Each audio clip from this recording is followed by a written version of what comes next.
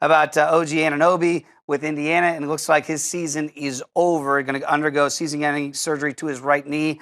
He was averaging 11-1 and 5.4 rebounds this season. We heard Tom Crean the other night. You could hear it in his voice, like, uh-oh, we're going to lose one of our studs. How big a blow is this to IU basketball? There's the chance Indiana doesn't make the tournament. Oh, boy. I looked at their next 11 games. They have one easy game.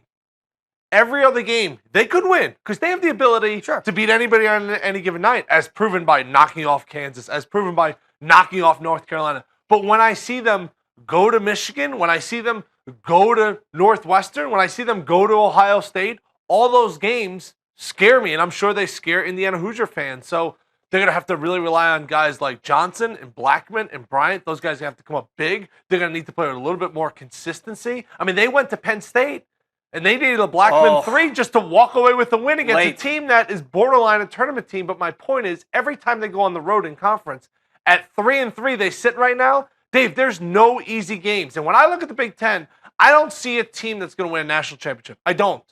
But what I also see is anybody can beat anybody on any given night. You and I have talked about this at length, I'd say for years here at 120 Sports. Tom Crean. Yeah. And when you mentioned that they could be in jeopardy with losing Anunoby to possibly missing out on the tournament, that could cost him his job. An injury to a kid could cost Tom Crean his job. Is that fair?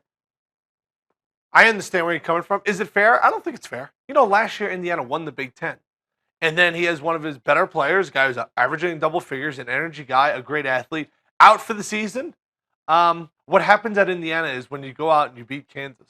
What happens at Indiana when you go out and you beat North Carolina? Then all of a sudden, we're cutting down the nets, baby. Bobby Knight's back. This is our year. And now they're going to have to figure out a way just to get to 500 in conference. I think there's a lot of other teams maybe trending upward.